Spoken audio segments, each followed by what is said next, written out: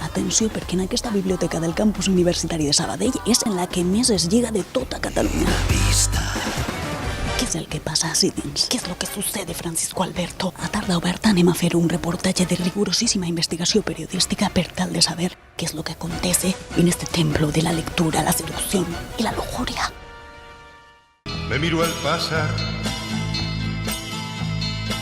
Yo le sonreí. Vale, ja no faig més accent de telenovela venezolana, però és que em posa intensa i m'emociona. Hola, què tal? Però com es pot lligar a una biblioteca si no es pot parlar? Home, és que en aquesta planta pots parlar una miqueta. O amb miradetes. A veure, anem a fer classe pràctica de miradetes. Com seria això? A veure, no sé. O sigui, jo què sé, veus el noi que hi ha allà a la taula, doncs te'l quedes mirant i ja està. En el libro de la vida. Sí, però sense passar-se, Que no, Perquè si no pot semblar una miqueta psicòpata, també. sí. Una cosa és seduir-lo i l'altra espantar-lo. Podríem fer contacte visual. Y en las Jo és que sóc miope, per tant no crec.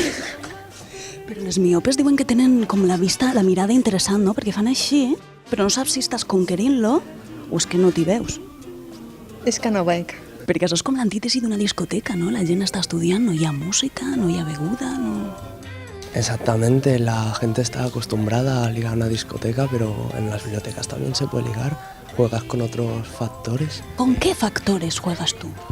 Pues aparte del juego de miradas, te puedes hacer el interesante de que estoy estudiando. O la típica tonteria de no sé com es fa això, m'ho expliques, m'ho ensenyes, m'ho pots explicar. Perquè tu ets més de conversa d'ascensor? Sembla que va ploure, no?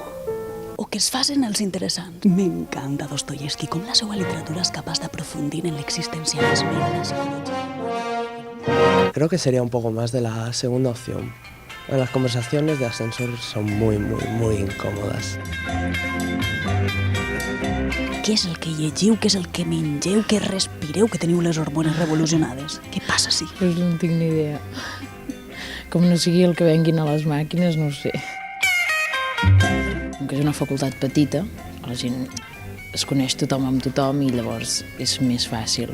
Vosaltres sou la prova empírica que corroboraria aquest estudi, veritat? Sí.